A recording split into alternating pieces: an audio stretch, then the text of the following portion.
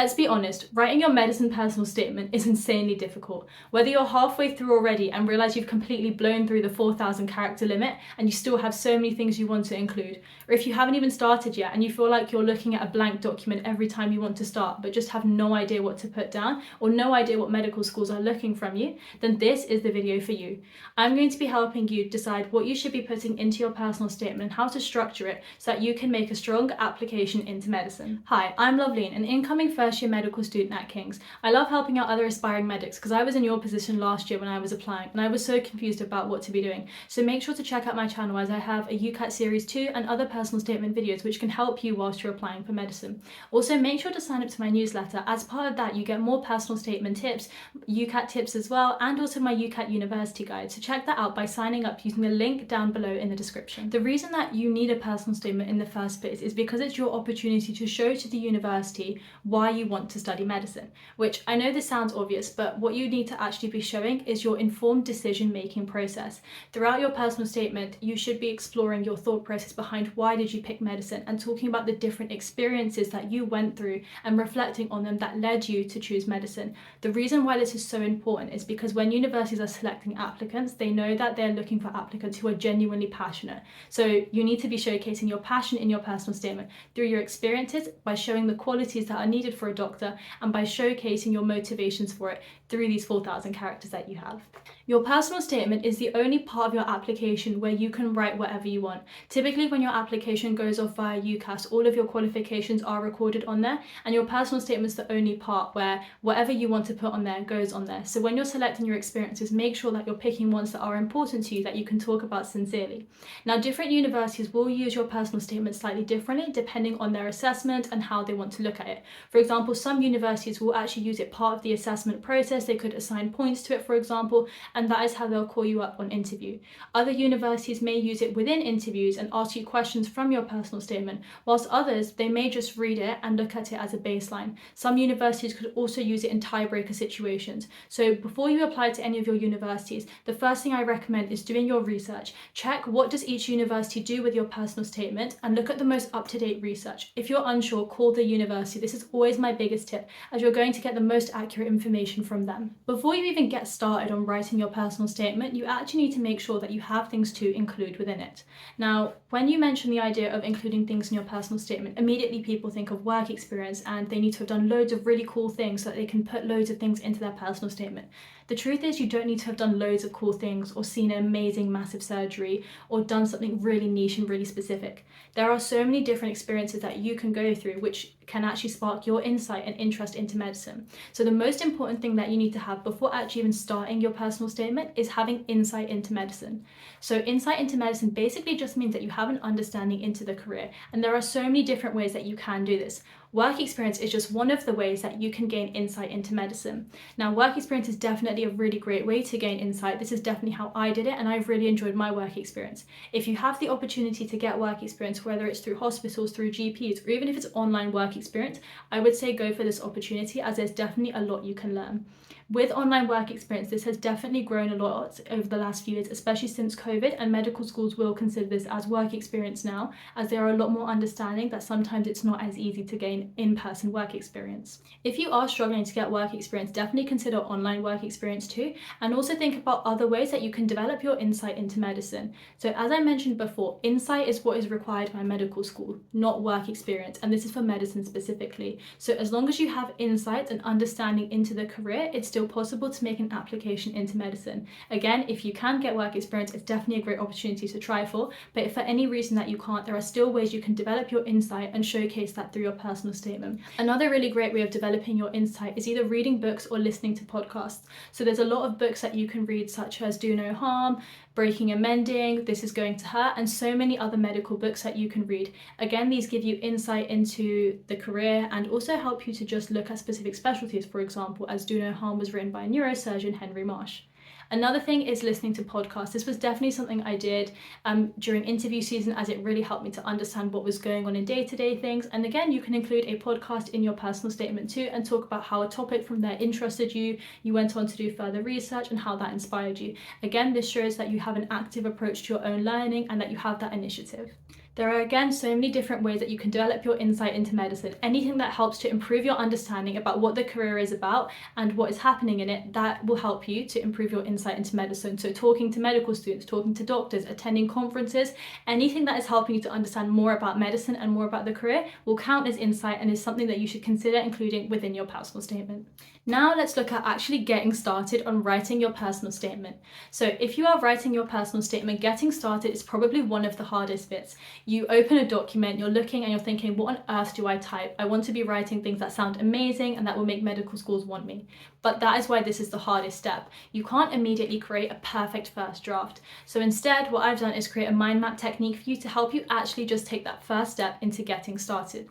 What the mind map technique is that you pick a couple of skills which are important to the career in medicine. Things such as leadership, communication, teamwork, empathy. These are just an example of some of the skills that are really important. So just create a mind map which has the word skills in the middle and create these skills coming off of it.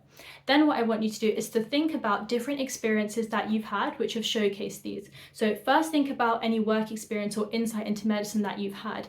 Did you see an example of empathy, for example, whilst you were on a ward in a hospital? Have you seen teamwork between an MDT and between different healthcare professionals at any point? Think about different medical experiences that you may have seen which showcase these examples. Then what I want you to do is think about how have you shown these skills? Have you done anything? For example, do you do volunteering? Have you taken part in a team sport? Again, put this on your mind map of skills. This is the first step to helping you decide your personal statement. By putting down all of the different skills that you can think of relating to medicine, putting down all of your work experience, all of your insights, and putting down everything that you've done to develop yourself as a person and develop your skills relating to medicine, this can be used in your personal statement. And this first step actually alleviates a lot of the pressure from writing your personal statement, because now you visualize and you can see what do you actually want to include within it. From this, you are then going to select several experiences which you are most proud of and you think you can talk about in the most detail, ready to go onto your personal statement. Now let's look at how do you actually answer question 1 of your personal statement. So this question is actually focusing on your motivations and why do you specifically want to study this course. In this case, we're looking at medicine. So for this question, you need to start off with a hook. Your hook needs to essentially be the first exposure that you had to medicine or the reason why you chose to study it. Now for some people, this hook is going to be a light bulb moment where there was something that they saw or something that they experienced which made them definitely want to pick medicine and where everything came together for them to choose this.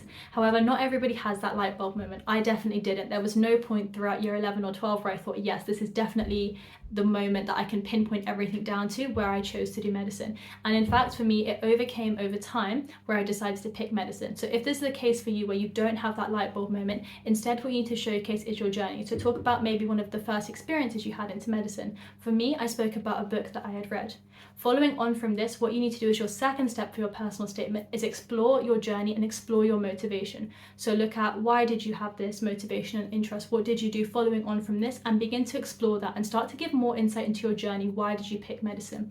This is something that is very personal and it's a little bit more tailored to you specifically. And this is where you can make your personal statement authentic. This is also the section you need to be most careful about avoiding those cliches such as I've been wanting to be a doctor since I was 5 years old and similar cliches like that. Only reason being is that they don't come off as authentic, and whether or not they are true, medical students often think they are cliched and rehearsed, which is why it's not a good idea to include commonly used phrases like that in your personal statement. After you've finished your initial interest and your initial experiences into why you chose medicine, then this is where you have essentially your closing statement for this first question, and you link it into the rest of your paragraphs and the rest of the other two questions, and you talk about the future and the other things that you have done. So you just want this sentence to create a nice link moving on to question 2 and 3. Now looking at question 2, this is focusing on your qualifications and the academic side and how these things have helped to prepare you to study for university. Now the big mistake that students make here is the first thing they think of is their A-levels. They will start talking about, for example, biology and chemistry, the skills that they've learned from that and how their predicted grades and all of those things.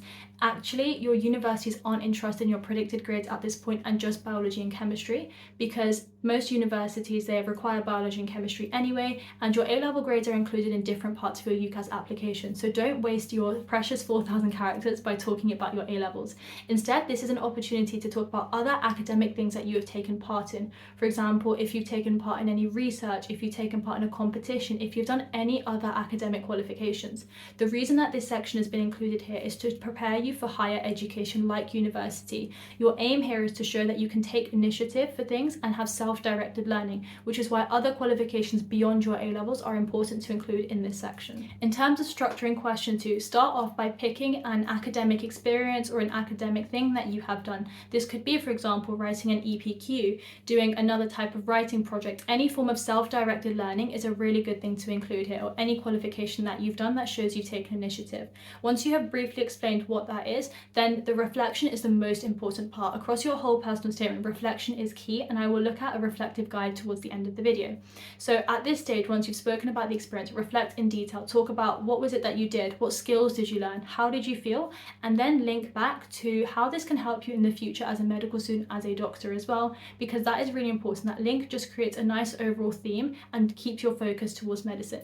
Now, depending on the number of characters and how you assign your spacing to each of the 3 questions, you can write as many between 1 to 3 paragraphs, again depending on how large your paragraphs are and how many characters you're assigning per question. Finally, looking at question 3, this is looking at things you've done beyond academics and additional things that you do outside of school, outside of university, that have helped you prepared to study for medicine. This section is for you to talk about literally any extracurricular that you do that you're proud of in this section. So again, I would say pick anywhere between 2 to 3 experiences that you're proud of and talk about them in detail by reflecting on them. So this could include things like volunteering, any work experience, any sports that you play. Show that you are someone who is all-rounded and you're not just focused on academics, you have other interests beyond medicine, because that is important too, again because medicine is such a demanding career, that you have interests outside of it too. So this is your section to show that, and again reflecting on detail, how have these skills helped you? For example, if you play a sport, talk about how that helps you achieve work-life balance. Maybe it's a team sport and how that's taught you teamwork. You can still talk about the different skills, and for all experiences across your personal statement, even if they're not necessarily medicine related, it's about the transferable skills that you've learned and the certain skills that you can learn by doing anything, and you can put them towards medicine and still think about how that's going to benefit you in the future as a medical student and as a doctor. And again, of course, at the end, make sure to include a link. Now onto reflection. This is something that I have been mentioning for every single question, that you need to reflect. But what do I mean by reflect and how do you do this? So first start off by looking at why do you need to reflect and why is it so important, and why do I keep mentioning it for every single question? The reason that reflection is so important is because this is the part in your personal statement that actually shows you've learned something. There is no point listing off 10, 20 different experiences saying that I've done these, but have you actually learned something from them? This is why reflection is the most important bit, and it is better to pick those fewer experiences that you are proud of, that you can talk about in detail and actually look at what you've learned from, because medical schools aren't looking for someone who has done hundreds of things and sounds really good on their personal statement. They're looking for people who have done some experiences and they actually have learned from them and they are able to discuss the skills. So when I talk about reflection, these are the things that you should be doing. First, talk about what happened or what was the thing that you did. Then talk about how did you feel, or how did other people in that situation feel. This is something that a lot of students miss out. It was definitely something I struggled with as well, as I forgot to talk about how I felt during something or what I learned from it. Then look at what skills have you learned and how have you improved that over time. Has your confidence improved? Has your teamwork improved? Why is it improved? Really explore that and talk about that in detail, because this is the bit that medical schools are most interested in. And then finally, I would mention linking back to medicine. Talk about how is that skill going to help you in the future as a medical student or as a doctor, again just to keep that nice structure for each of your paragraphs. Now just going on to some final tips to help you with your personal statement. First is do not read any examples. Now I know this sounds odd, but what actually happens is if you read examples, what can happen is you subconsciously remember certain aspects from that personal statement and you accidentally include them in your own personal statement. And again, this can happen subconsciously. It may not be that you're doing it intentionally, and that is why I don't recommend reading examples, because what can happen is you can accidentally recreate someone else's personal statement, and then when your universities receive it, all your universities run your personal statements through a plagiarism tracker, and if it's higher than a certain percentage, then that flags up your personal statement, which is why I would always say make sure that you write your own personal statement. Definitely look for structures and ideas, and that is why I've given structures in this video, but I've been very careful not to give examples in case you accidentally memorize these examples and include them within your own personal statement. The second tip is to ask for feedback. So speak to your parents, speak to your teachers, and ask them what did they think of your personal statement. Is there anything else you can include in it? Are your reflective structures okay? Asking for feedback is one of the best things that you can do, because sometimes what can happen is you've just been writing and doing your own personal statement so much it gets confusing. So sometimes it's best just to have somebody else have a quick read through it, and I'm sure teachers and parents would be more than happy to help out too. If you found this helpful, don't forget to check out my UCAS series and other personal statement videos, and sign up to my newsletter so you can keep getting insights into the medicine application process to help you find it a little bit easier.